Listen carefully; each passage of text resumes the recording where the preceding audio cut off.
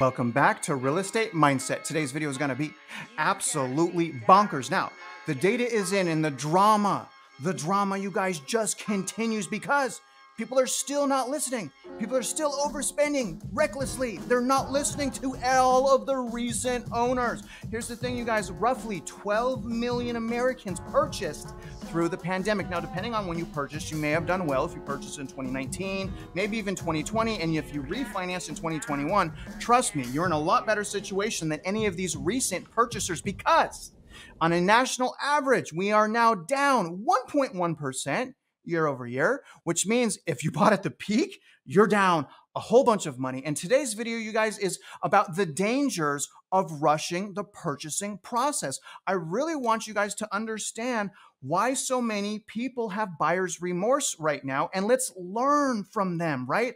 They're not realtors. Well, they may be realtors, right? But you know, they shouldn't be unbiased. They're not sales reps. They're not builders, right? The actual builders. They're actual people that spent their own money on buying a house. So we need to pay attention and ask ourselves why, out of 12 million buyers, why does roughly 75% of those recent buyers, why do they have buyer's remorse? You guys, the buyer's remorse for homes right now is unprecedented. People should be buying homes right now confidently. People should be proud to buy a home. Normally, buying a home gives you a step up in life, right? It's a step up with your family. It's a way to grow. It's a way to invest. It's a way for security. So when you purchase right now, instead of all those things, you're getting left with frustration, pain, suffering, and loss of equity being chained to your house. Again, all I'm saying, you guys, I don't want that for you. Okay? I don't want that for you. Understand, it's okay to wait. When did it stop being okay to wait? Why do we have to rush this right now? We have so much, we have bank runs. You guys, we have bank runs right now. The black swans are starting to come out. What the Federal Reserve is doing is starting to work. Don't jump the gun.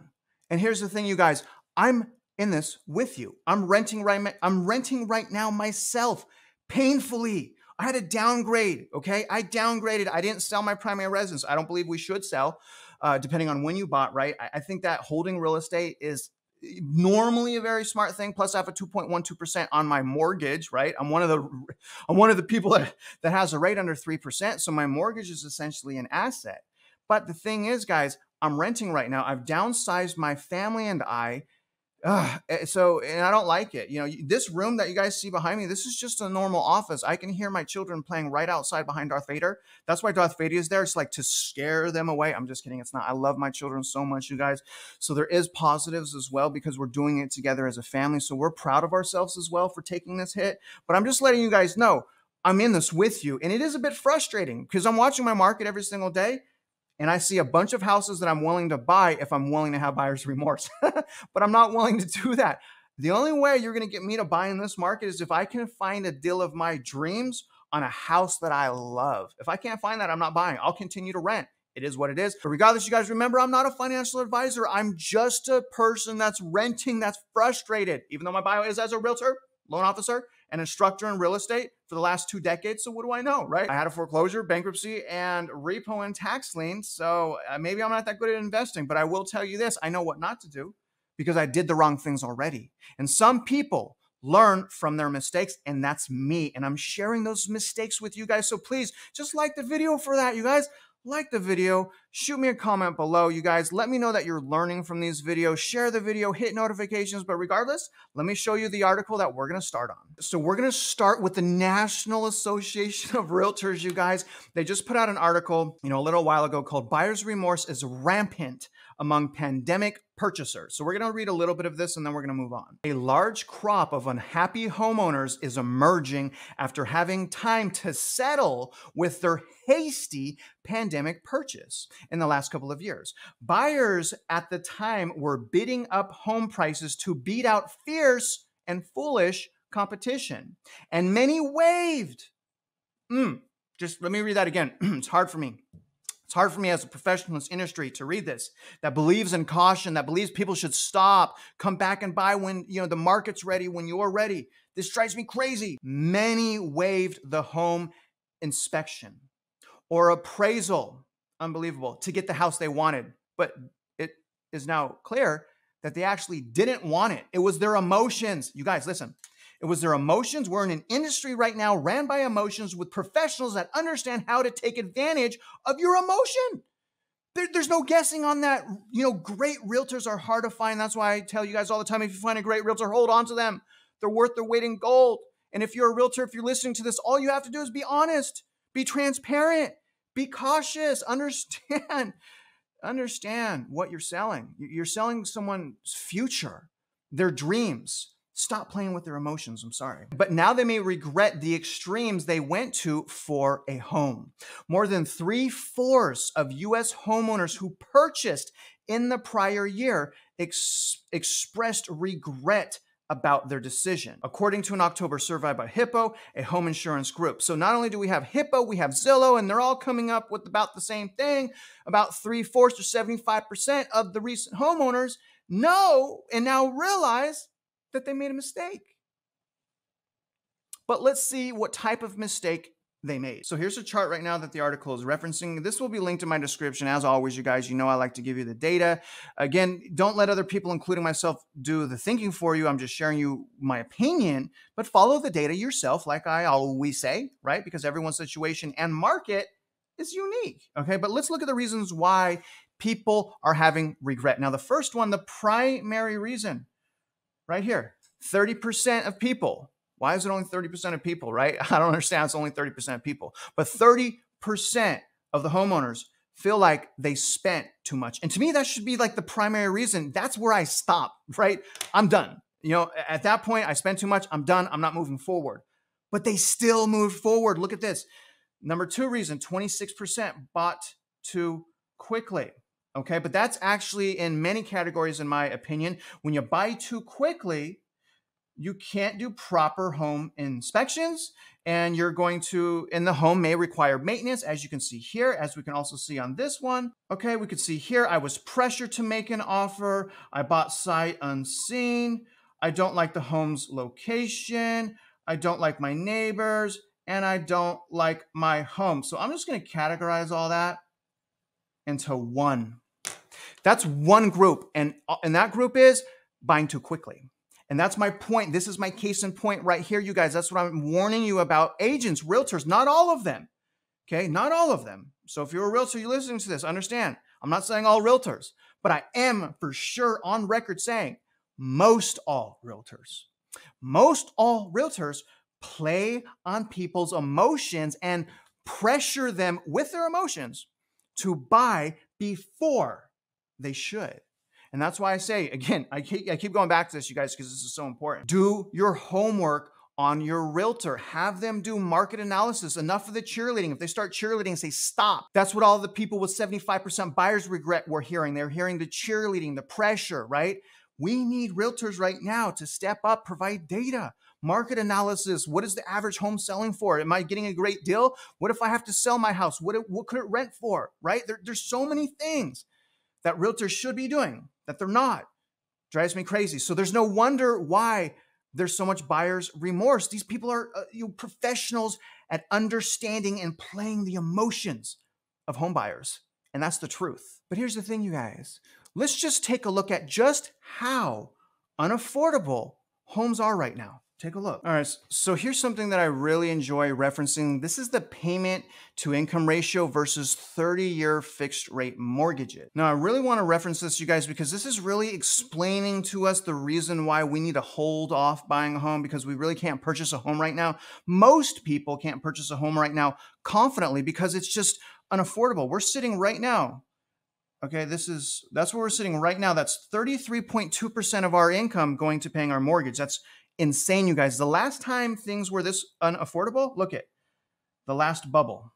All right, that's the last time we were this unaffordable. Okay, right here. I forgot the arrow. Sorry about that. The arrow I did on the wrong side. But homes, you guys, are crazy unaffordable. We learned this, 12 years ago? We already learned what happens. I really wish, and you guys, I'm embarrassed. I really wish my profession and my industry would just done a better job at being cautious, right? And I get in my industry, people else, always say, "Oh, well, it's the buyer's decision. It's the buyer's decision." I understand it's the buyer's decision. I know that. That's why I'm equipping you. It starts with you. But also, what I'm saying is, we can't be naive and act like the professionals weren't part of the problem. I am a professional. I saw it happen. I saw it happen right in front of my eyes. So we can't be naive, you guys. This is why it's so important that you empower yourself and you make your own mind up, right? Hopefully with the data, hopefully with the lessons that I went through, the pain, so you guys don't have to go through what I went through to learn, right? Learn from other people's mistakes, right? Preferably don't make your own mistakes to learn that way, because that's not fun, you guys. I was depressed for 9 years. I was on the sideline watching everyone else get rich easily. It was so easy to become a millionaire in 2009. Oh my gosh, so easy.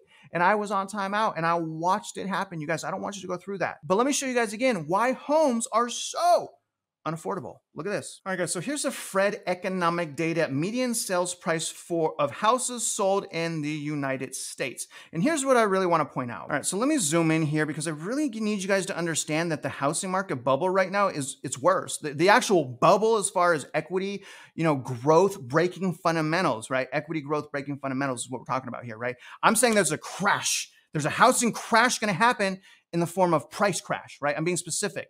Price crash, price crash. Here's why, okay? The bubble is way bigger. Here's the bubble last time, right? From about, we'll just say about right here to right here, all right? That's the last bubble. This bubble right here wrecked us, all right? But I just want you to point out look at the incline up, all right? This incline up, look at right here. Look at this incline up, all right? That was historical. That little incline right there was historical, you guys, but look at this. Now look at this incline. Here's the current bubble. Look at this. How are people discrediting this? All of these people that I listen to that have a difference of an opinion, that's okay. I don't see any of them or most of them acknowledging the fact that run up in equity broke fundamentals. And therefore, something needs to change about that, or only the rich can buy a house. You guys know what I'm saying? You really think that's going to last very long?